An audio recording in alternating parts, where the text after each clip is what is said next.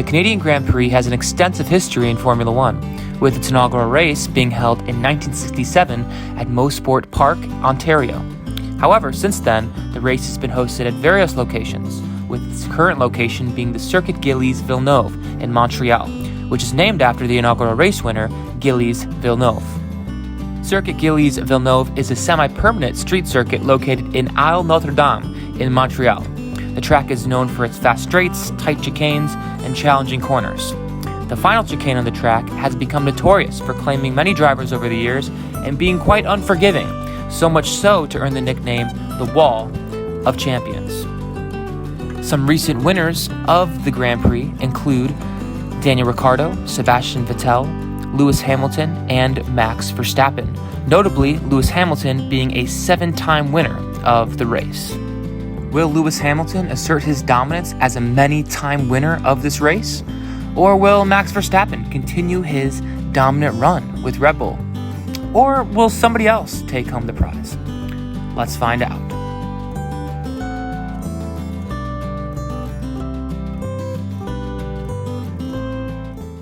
Hey guys, hope you guys are doing well. Hope you're having a great week. We're here to talk about the Canadian Grand Prix. Unfortunately, I was not able to watch any of the coverage live because I was in Wisconsin this weekend, specifically in Wisconsin to not only spend time with friends and family, but to go to Road America. And I was able to watch the Indycar race, the Sancio Grand Prix. I actually made a vlog about it, so go ahead and check it out if you have the opportunity or if you haven't already. And so we're here to talk about qualifications. And so when we kind of go back with qualifications, I won't spend too much time on it here. Weather was a big factor. And so the decision to go on intermediates or to not, to be on slicks or not, was a really big factor. A lot of it was strategy calls and timing. There was rain that was kind of on and off throughout the session. And so what we saw through this session was a lot of people that maybe didn't have great pace or haven't had great pace consistently throughout the year get a little bit, I don't want to say lucky, but their setup was better than maybe some of the other cars in the wet, and so that was good for them. And so starting off with Q1, there was tons of impeding. I feel like towards the end of Q1, a bunch of people just kind of stopped driving and like, what are you doing? And though the people that stopped get a penalty, the people that got impeded don't get any advantage. You know, they just get hosed. And so that's something I'm not like the biggest fan of. Notably, Gasly got like super screwed over by Sainz in this process, and so he ended up starting off pretty far back in the grid because of this impeding penalty. In Q2, weather was a factor, so Stroll spins it, finds a way to just miracle to stay out of the wall. And so that was pretty cool. It almost looked like somebody that was intentionally doing like a drift and did a good job not getting into the wall. But rain started to come down a little bit. People started to make some changes during this Q2 session, whether they were staying on slicks or not. It was kind of happening during this session. Perez struggled mightily during this time. And really, we're seeing a little bit of a trend here with him struggling during qualifying, struggling to put together a fast lap. I don't know if he's ever been like a one-lap shootout kind of guy, but it's kind of a concern. I know a lot of Red Bull fans, a lot of people are talking about that. Leclerc slides, overall kind of struggles during this session. There's some drama specifically with Leclerc and his team in that he wanted to go to one tire, his team wanted to stay on another tire, and so you kind of have drama with the driver feels more comfortable or wants to make this call, but the team's like, no, we're not doing that. And so hey, that caused some drama, and he struggled and was upset, visibly upset. Magnussen had a really good practice session earlier in the week, and he was actually out of after Q2 was done. And so maybe some people were anticipating him to do a little bit better after I think he was fourth in practice, one of the practice sessions. And then kind of moving to Q3, Oscar Piastri spins it with about 7 minutes to go left in the session. And they're spinning it not necessarily because of driver error. I mean, it is driver error, but there was a lot of wetness, and some people maybe weren't on the correct tire. And so there was a red flag because of Piastri's spin. Hulkenberg finds a way to get a fast lap in and kind of squeeze one in right at the last second, and a little bit lucky. But Drivers described the conditions to be impossible. People were like, you know what, that's the fastest I can go. I can't do any better. A lot of people were saying that. And so the red flag timing was convenient for many, but inconvenient for some as well. And so what we saw here, well, let me go ahead and throw the qualifying or the starting grid up, and then we'll kind of break down where everybody's at. And so we see Max Verstappen get the pole, Fernando Alonso finished second, which is pretty standard, and then Lewis Hamilton gets third place, starting third place on the grid. And really we see Mercedes have a pretty good showing here. And I think Hamilton and Mercedes is pretty, they're not surprised, but very happy with how they qualified. And their hope is that they can possibly catch Alonso come Sunday. Then we see Nico Hülkenberg, who kind of slides in there fifth.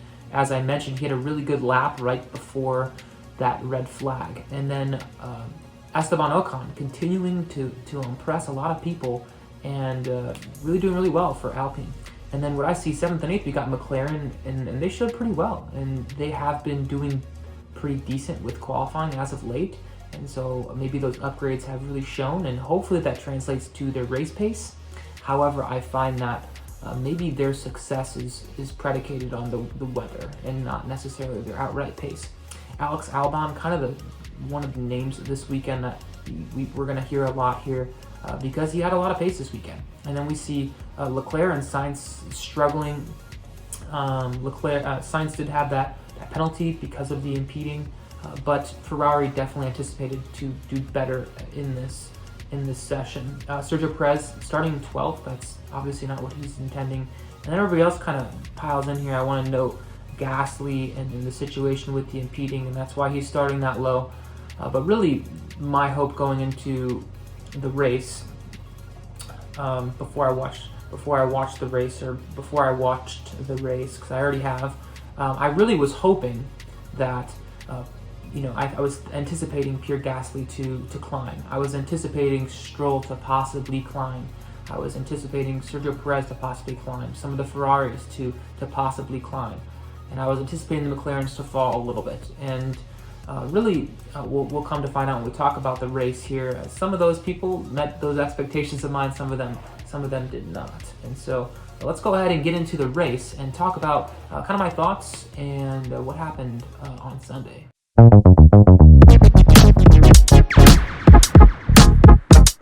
So I'm going to be quite frank.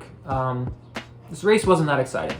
I didn't really find it to be anything special. I found the past couple weeks, the qualifying sessions have been more exciting than the actual race at times. And so that's just something going into this, my thoughts on that. But Hamilton gets Alonso on the start of the race. I feel like right at the start's a good opportunity for some people to make some passes. And we really didn't see too much changing around with the start of the race. Sainz fights Perez, swings and misses at first, but comes and gets him again. That's another moment of the race. Sainz is able to overtake, and then we see Magnussen get into the wall, and he was, Haas was doing pretty decent throughout this weekend, and unfortunately, he ends his weekend getting into the wall. And then lap 10, Logan Sargent pulls over. He's got an issue with the car. Dude can't catch a break. I feel like recently, he's just been, not recently, but just throughout the year, he's had a lot of unfortunate things happening with his car, and some things out of his control, some things definitely in his control. And then lap 12, Russell hits the barrier, we get a yellow. So like in the first 12 laps, we get quite a bit of action regarding yellows, people hitting walls, a couple key passes. And then right when that yellow happens with Russell, we see many people slam in for the pits. And in this, there causes a little bit of drama. People mainly going to switch tires out and such. But we see Hamilton cutting off Alonso, pretty close call. No penalty or anything there. But at that point, I saw that Ocon was looking pretty good as well. And at that point, I was like, we're about 12-ish laps in. The McLarens are actually holding up, and my anticipation prior to the race was, hey, the McLarens are probably not going to keep this pace. It was very similar to some of the prior races where they qualified well, but weren't able to hold those positions. And so, talking about McLaren's, let's talk about the penalty that Lando Norris got for his unsportsmanlike conduct.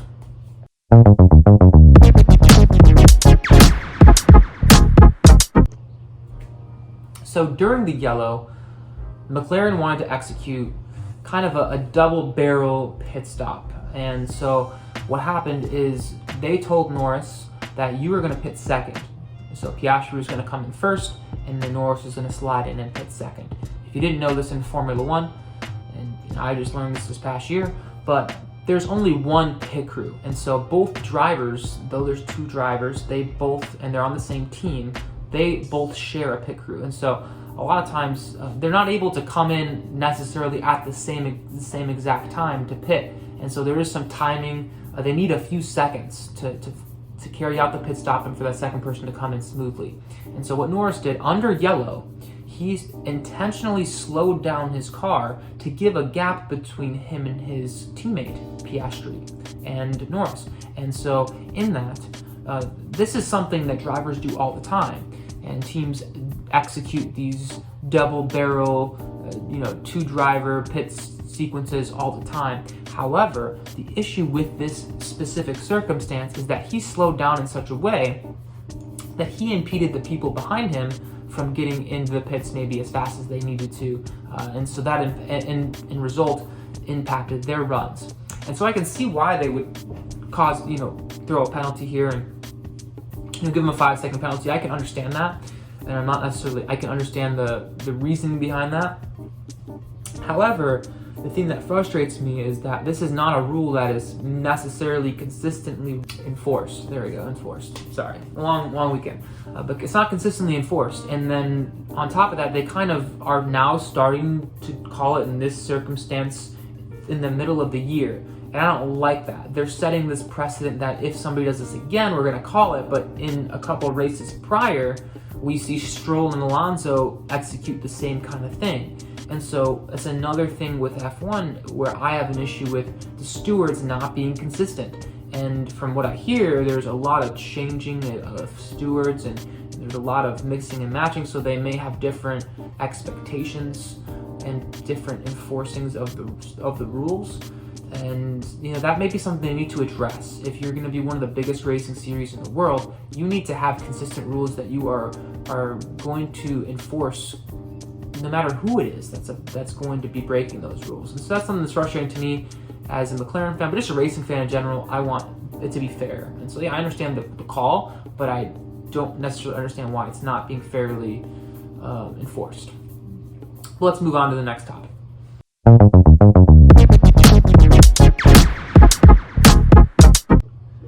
And so following this penalty, following the yellow, we get to about lap 20. And by then, the Ferraris have really climbed, and they started pretty much middle of the pack, and they were able to get up there, and they look really, really good. And with Ferrari, I feel like it's been kind of like, Leclerc's not doing good, Sainz is doing good, Sainz is doing good, Leclerc's not doing good. And so we see kind of this mix and match, but they're kind of both on this weekend, which is really awesome. They've had some tough weekends throughout the year. And so by lap 20, I realized, okay, McLaren's are falling back now. Perez is climbing up. Bottas and Albon both look good at this point in the race. And then my question throughout the race was, what's up with Gasly? Before the race, I was like, dude, this dude's going to be a climber. He's had pace throughout the past couple weeks. He's a good driver. He's got a pretty good car. Ocon's looking good, so why wouldn't Gasly? But he just kind of stayed down there. And so that was something that by lap 20, I was confused why he was down there so far. But we'll talk about why he was in a little bit. Lap 22, Alonso's able to overtake Hamilton. And remember, Hamilton got him on the start, so it took him about 22 laps to get the spot back, which is interesting. Shows how tight they are together. Then by lap 35, Magnussen and De Vries lock up and get into each other, causes a yellow. And they were getting pretty racy, so that was kind of neat. Causes a yellow after the crash. Russell's able to get back into the race. He caused a red flag, and they were able to get him back out there. And he's starting to climb up. I'm like, wow, this is going to be amazing. He's going to get, race for points, get a top 10 finish. That'd be super sweet for George Russell, considering his hardship earlier on the race. And then basically they say, hey, George, we have to retire the car. due to front left brake wear being too high. And so he pulls the car over and his day is done. So that's unfortunate for him. But he actually made a pretty good climb after his red. Then we see Norris and Bottas kind of have a little battle. Norris squeezes by him, and so I found some of the middle of the pack racing to be pretty entertaining. So that was fun to look at.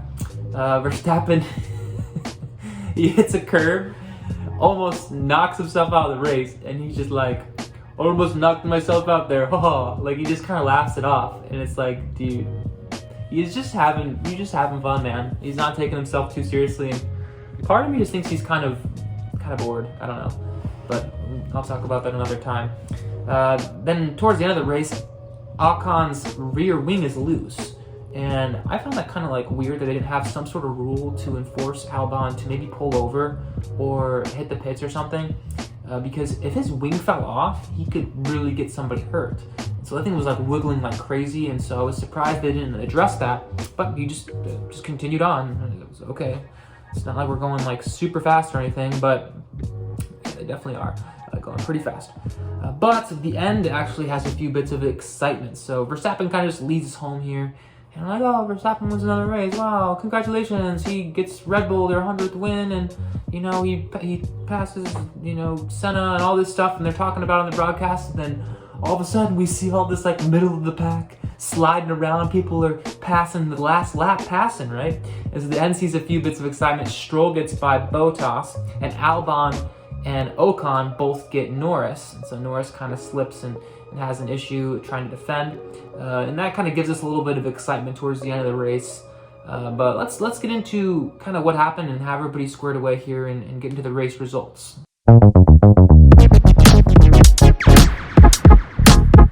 So the results of the race, let's go ahead and throw it up. So Max Verstappen, Fernando Alonso, Lewis Hamilton, the same three people that qualified in those positions finished in those positions, which ideally there's some mixing and matching with the top couple guys, but unfortunately they didn't really give us that.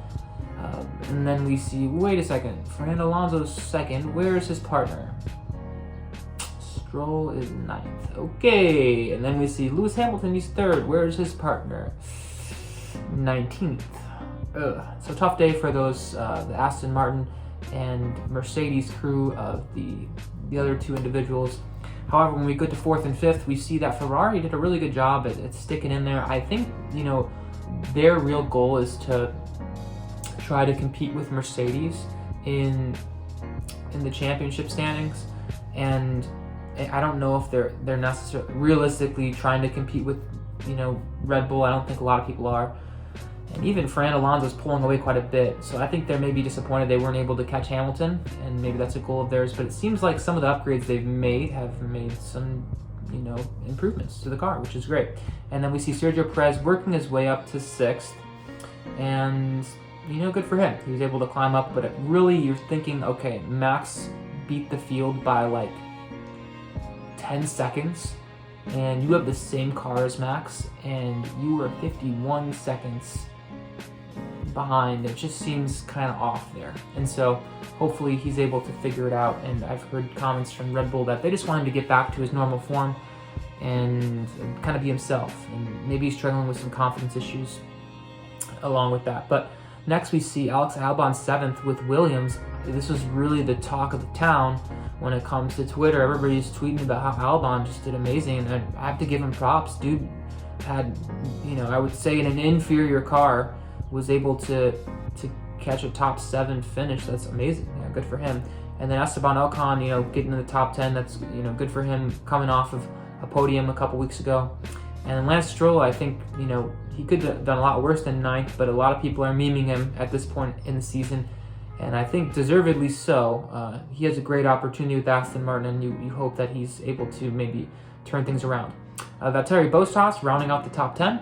And then we have Oscar Piastri, Pierre Gasly, and Lando Norris. I talked about how I thought McLaren would fall. I did not anticipate them falling out of the top 10. I was anticipating like a 9 or 10 kind of finish.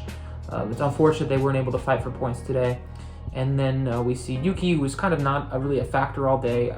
He's in the top, fighting for a top 10, but not really today. Nico Hülkenberg and the Haas friends in general struggled today. And then, of course, we have DeVries and Sargent and Russell to kind of round out the bottom three there. But what did I think of the race? I mentioned in the beginning, wasn't the most exciting thing. However, on to the next one, I guess, right? And so